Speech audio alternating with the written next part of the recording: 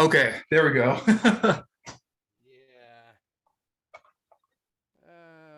Okay. Hey, Hey, how Steven. you doing, How you Danny? doing?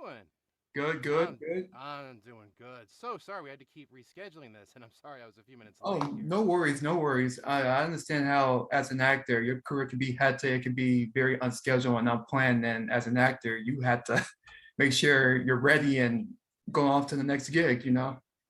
Yeah, pretty much. Hold on a second. I'm just gonna So take I'm this just glad we off. just found a time where it's convenient for both of us, especially you, to, for me to interview you.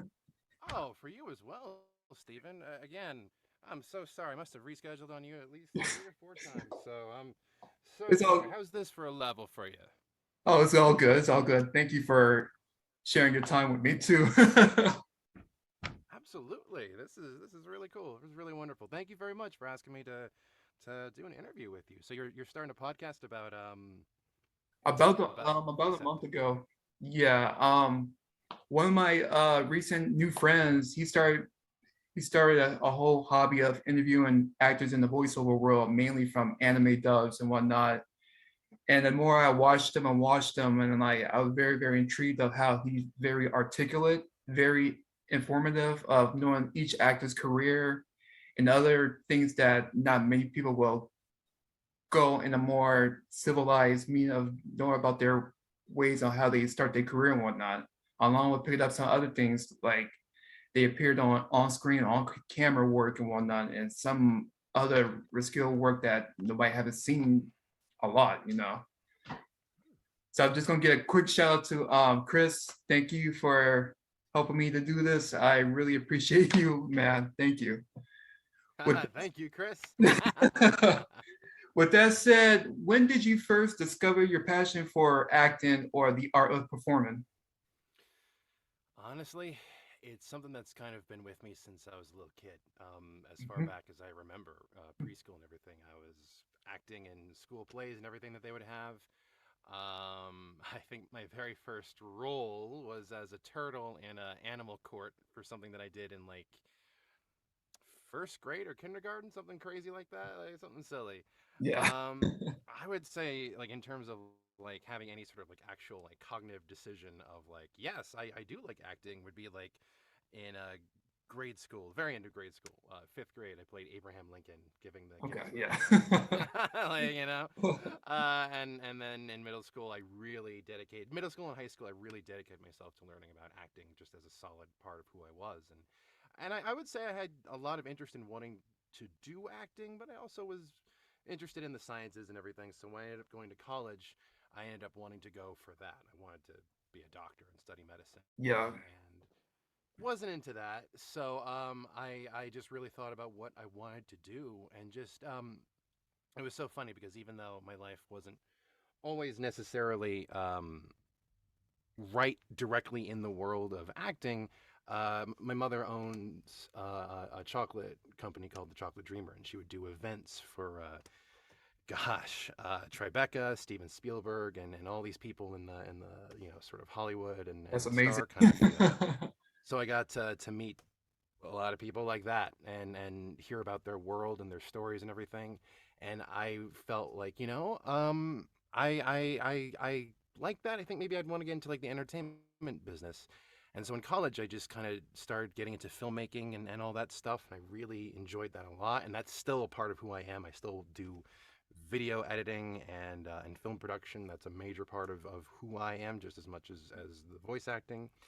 And in college, yeah, just studying filmmaking, and then we'll skip ahead a few years. And one day on set, I was working with a company called I Imagine. They're still very good professional friends of mine to this day. They're like family. But we were doing this oh no, not a commercial, an industrial. I'm sorry, we're doing an industrial for this client, and we had this one voice actor set to do it. We were going to do a fast turnaround, so they were going to come to the studio and do the voiceover, but they didn't show up. Something had happened, and so the producer was like, "Well, we like your voice, Danny, and you have like a bit of an acting background, right? So why don't you do it?" So I did it. They loved it, And then from there, I had mentors and people around me be like, you could make this into a thing. And they recommended that I go to Actors Connection, which led to me learning about acting. Whole bunch of time later, I run to the people that do Yu-Gi-Oh and everything, and audition for stuff, and then everything kind of snowballed from there. So I'm sorry, that might have been a very long answer to your question, but that's how it happened. Yeah. Yeah, that's a very interesting story because like as you said, like as you started connecting with people that worked on Yu-Gi-Oh, so that means I think I read that you were coached by Dan Green, right? Or he knows as James Snyder, right? That is so for Jay Snyder. That's very recent. Okay. Initially, I took classes with Darren Dunstan at Actors Yeah, the Connection. director. Yes, that's right. Yeah. He was giving a lot of courses on just voice acting in general, and then also doing ADR classes, if I'm Hmm. remembering correctly. He Yeah. still does them, so you can go to Actors Connection if you're anywhere actually. Certainly in the New York area, but I don't quote me on this. You'll have to look it up, but I believe he still does these classes, and Actors Connection now has it that you can do them over Zoom from anywhere. So, Wow. look into that if you're interested in that. But Okay. I remember taking courses with him. Then I took courses with Paul Liberti, who's an incredible voice coach. And I still learn from them both to this day. Uh, but um, but yeah, and then eventually Darren, after some years of taking classes with him, then with Paul, and learning from all different places, and then coming back and taking classes with Darren again and learning more from him and everything. Just one day he was just like, "Hey, why don't we have you audition for Yu-Gi-Oh?" And I'm like, "Sure," like and yeah, eventually I landed the Shepherd for Yu-Gi-Oh! VRains, which I'm so happy now is airing in the USA on Pluto TV. So they just started season 2 pretty recently, so you can see him there, and they haven't gone to his whole story yet, so can't go into too much about him. But Right, yeah, right. he's a cool villain, and you can check him out on Pluto TV. They got on-demand episodes, so you can check out. And Yu-Gi-Oh! VRains as a whole is just an excellent installment of the franchise, so I highly I recommend would it. definitely Not check just it because I'm out. in it. Yeah. Yeah, I always find it interesting that Darren Dustin, like we first heard him as Maximilian Pegasus, and now he's Oh like my the god. yeah. And think of it from a lore standpoint. In universe, the voice actor of the guy that created Duel Monsters, created the world of Yu-Gi-Oh, essentially, is the one directing it. Like, how funny is Yeah. that? I always laugh myself about that. Like, wow, Pegasus is directing the cast now and whatnot. That's right. Pegasus lives on in every installment, even in the continuities where you're not sure. It's like Arc 5 and Zexel, is Pegasus there? Well, who knows? I mean, he's Right, directing it, so right. he's there. Yeah, I can't think of enough that he and the other producers at 4K Media they managed to get many of the original voice cast for Yu-Gi-Oh! Dark Side of Dimension, because I know actress Amy Birnbaugh, she moved away to Florida and she don't live in New York City or in around the area no more. So she had to record either remotely from Florida or she had to fly out to NYC to record. And the same thing with Tara Sands. I talked to her about where she did the recording. She told me that she recorded somewhere in LA and whatnot. And so and then speaking of like doing like ADR recording, I'm glad that with this pandemic, it's a bittersweet time for you actors because now look at you, got your own home studio right now. I sure do. Yeah, I had to really work with a lot of different ADR engineers to listen to my sound and really make sure that it was good. Because it didn't start off beautiful. It was a Yeah. learning curve, a learning process. But now I've worked with folks that I can say for certain that they know for certain that my stuff is fantastic and it sounds great. And just but it was the real impetus for it was when Yu-Gi-Oh needed me to do stuff for can I talk about it? The end of Reigns, basically. But we're not going to talk too much about that. But basically, I had to record more stuff for the show, and yeah, and I had to have a home studio, so I was able to get one together. It wasn't exactly this, but good. And then Pokemon, I landed that, and I just was like, okay, I definitely need the studio. So I made sure I got everything together, and basically got it to the form that you see it in now. and then perfected it even more from there. And it's been very good because it's been a huge. I mean, having this studio has been a huge boon for my career because of the pandemic, but also being able to go Yeah. for opportunities that you normally couldn't. So it's great. Right. Like you could probably record for a dub being produced in LA or somewhere in Texas, you know. All you gotta do is just send in an audition and then hopefully you'll book the whatever part you get in their respective dub, and you know. So going back to It's Pokemon, yeah. so where did you find that kind of audition for Raihan? How you managed to score that audition and book the part? So at some point in my working with uh, uh, some 4K media, now they're known as Konami Cross Media. So that's Okay. just one thing to let you know about. So in some point in my time working with Konami Cross Media for VRains, they had an event during Comic Con, near Comic Con, where it was like a Yu-Gi-Oh museum kind of thing, showing artwork from all Mm, the different parts of the series and everything, and from I think fan artists too. But so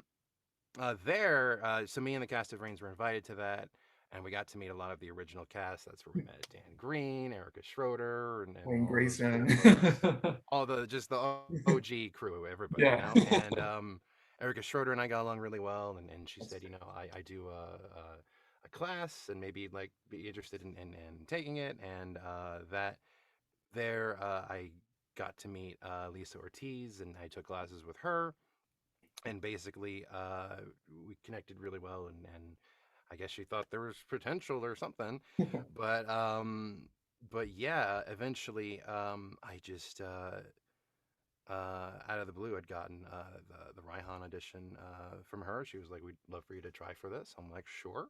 I gave it a try, like no expectations, just like oh my gosh, I'm auditioning for Pokemon. This is awesome. Like just Right. that alone is I that mean, alone is incredible, right? I would be stoked too. I mean, I was to the moon. So I really was. I was so excited. So then when it came back and it was like, it's you, I'm like, what?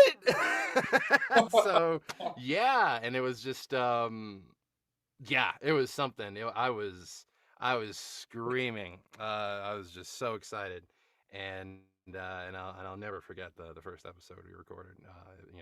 It was just so awesome, and just really something. And then I'm just so grateful to her, Alejandro Saab, who plays Raihan's rival, Leon, and yeah. everybody.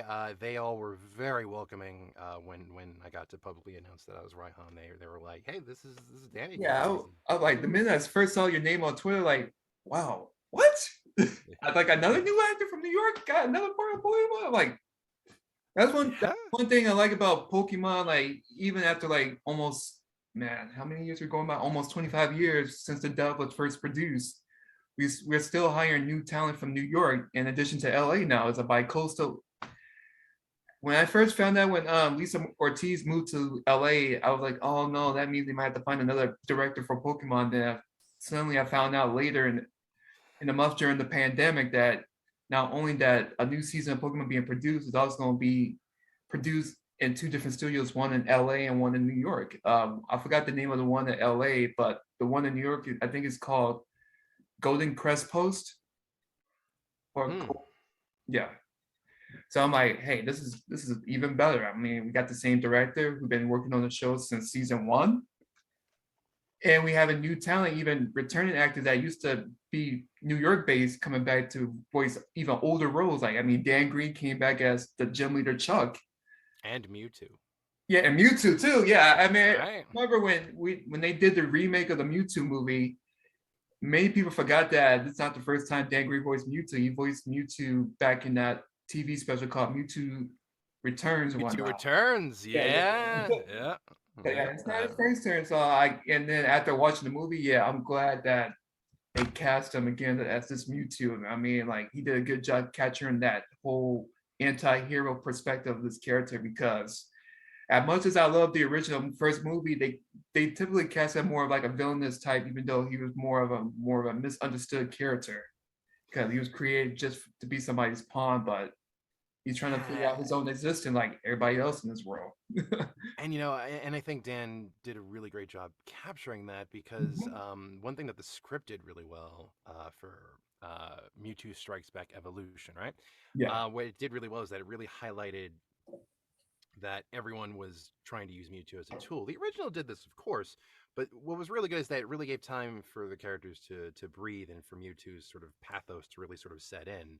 And I really like that about Dan. I mean, he's just gotten even better since when he did Mewtwo Returns, and he was already amazing back then. So Yeah, he's just was able to really approach it and really kind of give it the everything, the gravitas and the everything that it needed to just really be like, yeah, this is a tragedy about this character who was brought into the world not knowing anything and only being taught pain from the worst people to represent humanity, yeah. and then wanting to strike back, and then meeting Yeah, that Ash when and he said going, that, when he oh performed that yeah. line, it was good. Yeah, right. That was so good. And then him Awesome. meeting our heroes and learning, oh, the world's actually not so terrible after all. Okay, all right. I won't destroy it. Okay. Right. Yeah, speaking of Dan Green, yeah, his man, when I found out 10 years ago that when his wife passed away, that was I Oh, definitely felt a lot of empathy for him because he was dealing with a whole bunch of it was a lot going on for him at that time. And I'm glad like actors like Mike Pollock helped him out with this whole funding page to help him, financially stabilize himself after becoming a father of twins. that's And the right. fact that his wife just passed away so suddenly during child is it's a lot to take on any man or any person going through that. I'm just glad that Dan Green's recovered a lot from it. He's doing great. He sounds good. He sounds great. His family's still great. It seems that way. So I'm I'm just just, glad. Yeah. really, Glad. And going over your voiceover career. So what got you into the drive of doing like commercial work, like a commercial gig? Like how does that process start for you? So, in terms of how that was actually getting into commercials was the first thing that I did. Mhm. Basically, after doing the industrial, from there I was asked to come back and do other industrials and other commercials and do them for clients and friends and colleagues that. Career. So was this like when you found a knack to booking commercial gigs? So it started. I would say the at the very beginning. Well, that's what I started with. I mean, Yeah. aside from that industrial, I was recommended to different commercials through colleagues and Mhm. other professionals doing stuff for them. Mostly doing a lot of local stuff and building my way up and building portfolio, and also just learning from Actors Connection and from other teachers and casting directors about like what it takes to really do them well and everything. Okay. And in recent times, I've been freelancing with voice acting agencies to be able to book gigs and everything, and a lot of it also still comes from colleagues and professionals recommending me to stuff. So it's as much about finding connections, both whether it's with agencies or through your local people, as well as your colleagues that recommend you to stuff. So that's where that's at for me right now. But yeah. Cool. Cool. Cool. So and another thing about commercial gigs is like it's like I know I've been told by Mike Paul they pay good too because is it depending on the client or a gig is like you're giving like a convincing performance and telling people to buy this product or come to this place of establishment and make sure you like die to do something like that. Like it's your job as an actor to give that joy, that encouragement, like come right here, come down here, come right here. That's right. I mean, a lot of it isn't really about playing a character. Sometimes commercials ask you to do that, but a lot of times it's really just about being a normal person and just saying, "Yeah, this place is great or this product is great. Come buy it. Come here." So a lot of it, that acting sort of ability comes down more to really believing in the product, believing what it is that you're saying and what you're selling, and just trying to sound as approachable as possible. There's so many commercials now that are just like non-announce, sound natural, sound real, and I know a lot of actors that are just like, what exactly does that mean? Like sound real, and it's just like, it just means you just sound like yourself, and it's hard because playing like it's not as simple as, well, how do you sound real. It's sort of like, how do you act in a way that doesn't sound like you're acting? And really, that's acting in general, right? But when you're selling a product, it's like, right, so what am I acting against? Like, what am I doing exactly here? And it's like, you're just talking to a friend. And that's something that a lot of actors of so many levels are still trying to like grasp and really do that well, because it's hard. A lot of times Right. you're used to playing characters, and now it's like, no, you're talking to your buddy at the bar and you're trying to tell him that this is a good thing to buy. So It's like saying like try this nice refreshing water. yes, yes, exactly. Yeah, yeah. You want, what is this? Acadia. It's,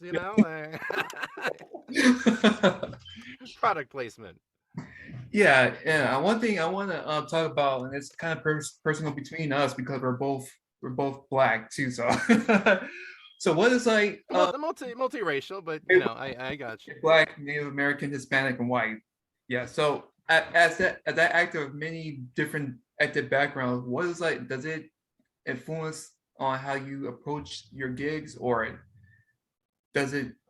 It's a touchy subject that I don't want to go too much out of respect for you per se. No, I appreciate it. Yeah. No, it's something where I try to be very okay. So obviously with roles now, it's been a lot of like, now we want to a lot of studios are really trying to make sure that they cast people for what the character really is, so not having a white actor play a black character, because right, to give everyone a chance to have their voice be heard and to be in the industry, when for so long it hadn't really done that, and that's Yeah. for all of entertainment in general, not just for voice acting.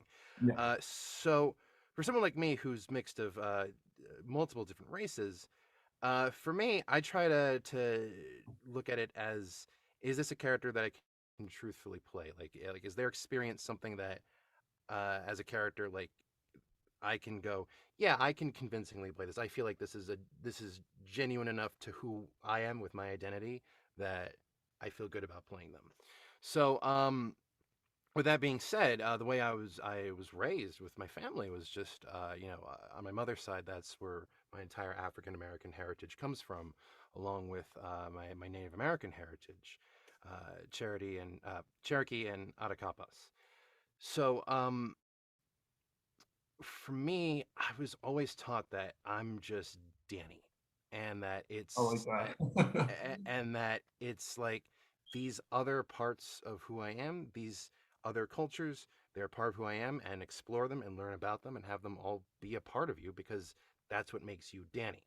But not to necessarily just fit myself into a box and say, Right. well, I'm just this, I'm just Latino, I'm just that. No, I'm multiracial. Right. So in that regard, for characters, for auditions and everything that I'm sent, I really sometimes I'll ask questions. I'll be like, what do you expect what do you expect from this character? What sort of things do you want for this? And that a lot of times for for anime, it ends up being that the characters are Japanese, so it doesn't come up Yeah. terribly often. But a lot of times, you'll have characters that are of different ethnic backgrounds from all parts of the world, and it's just sort of like, what do you want from my performance, and is that something that I feel I can genuinely give, or is it something that's better for me to say, no, this isn't quite for me, and pass it on to an actor that would be more suited for that, and give them a chance to utilize their experiences and their background for acting to more truthfully convey this character. So yeah.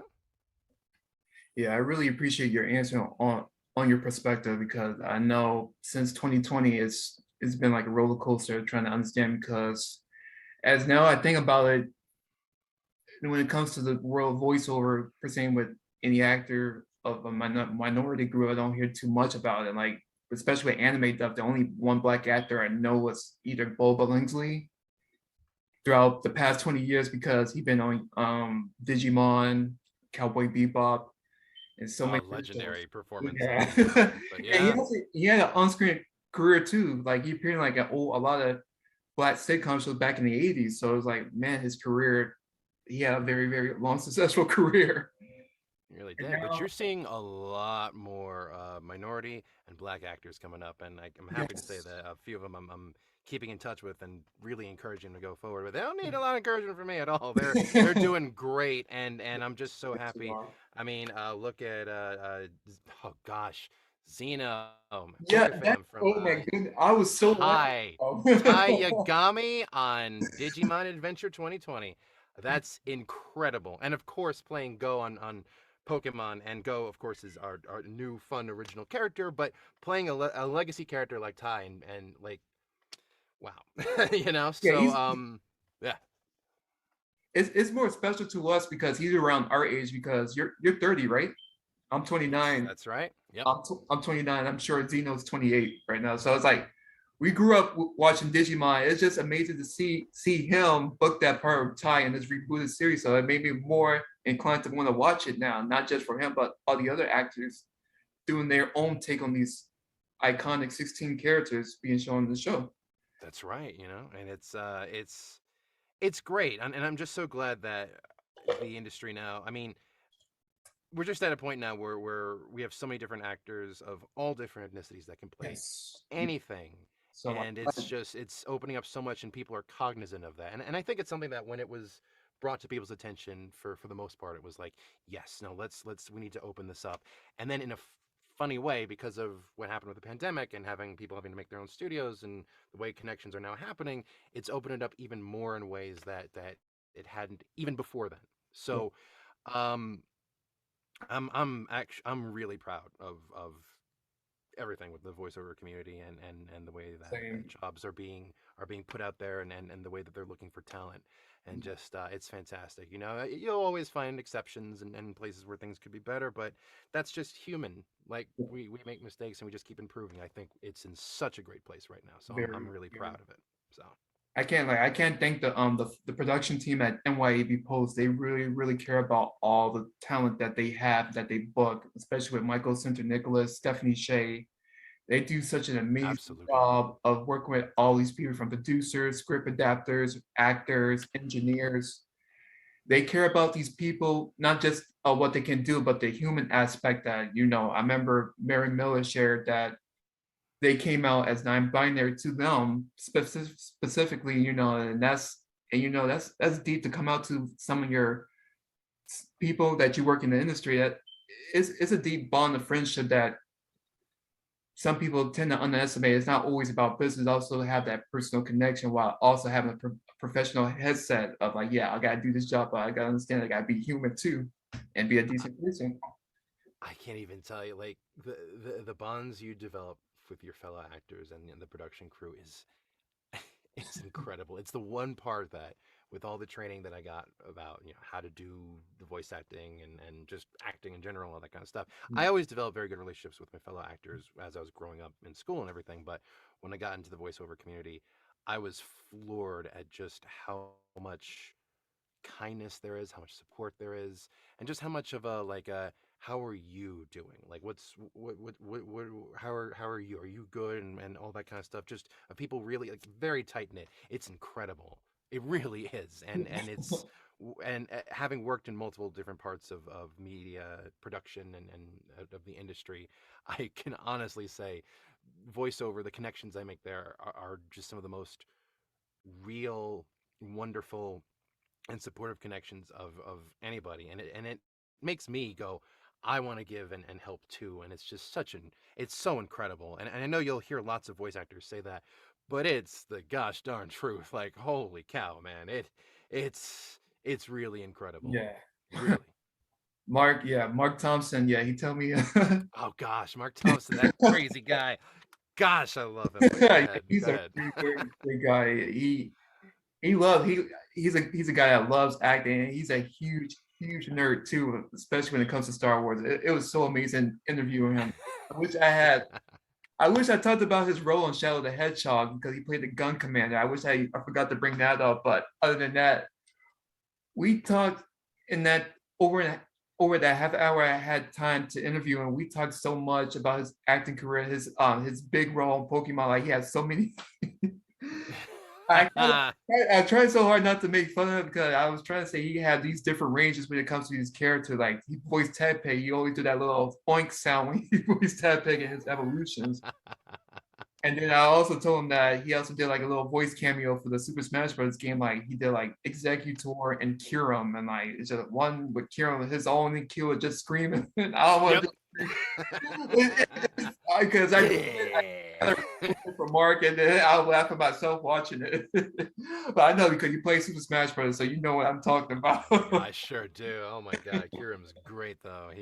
But yeah, I mean, oh my gosh, no, Mark is awesome. I haven't had the pleasure of meeting him yet. I definitely want to change that, maybe at a convention or something one of these days. But oh my goodness, yeah, no, that's and you know, in Yu-Gi-Oh, he's played so Yes. many characters. I mean, heroes, villains, and everything in between. So Yeah. yeah, yeah.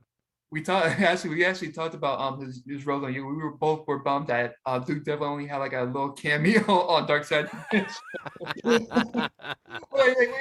Duke Devil, and then I realized I forgot that the movie's based more on the manga than the anime, so that's probably why Duke Devlin had that only cameo role. And Yes, because there are differences between the two, the anime and the manga. So they played it safe by just having him sort of make a general cameo that you could get away with it being from but he either. did, but he did have another role. I think he voiced Bakora's father for a little bit too. So like it's Did he do that? yeah, that was Yes, him. I think he did. Yeah, Yeah. wow. Jeez, yeah, I don't even know. Oh my I God. was like, okay, He's just that good. Mark that range for sure. Yeah. But man, Oh my I'm just happy like to see like people around my age, such as yourself, are very passionate about doing the work of voiceover and acting in general, and also other arts such as you at black belt and taekwondo. Has- That's right. Yeah. So can you explain a little bit about getting into the martial arts because I know it's another form of art. So It's so when I was younger, my family felt that it was important for me to learn martial arts to sort of have uh, as like a backbone, something to sort of help me be more confident in myself, not simply to learn to fight, but to be able to defend myself and build a confidence inside of you. Because with martial arts, it's really as much about the personal development of yourself and learning discipline and self-control and respect too, learning to respect other people and being able to learn to have grit and to keep pushing and to not give up. So yeah, I'd say since I was 7, I'd been studying Taekwondo and really just learned a lot in my younger years, of helping me to just be a more complete person as a kid, but still. And it was in my mid-teens. I think I was 15 when I got my black belt, and then from there I started learning about teaching classes to younger kids and doing that over the summer, uh, going into college and everything. And after college, I remember just doing a lot of training with meditation and learning more inner peace kind of things with the martial arts, right alongside the sparring mhm. the calisthenics. But I would say as I got more into production, I just didn't have as much time for it, I mean, unfortunately.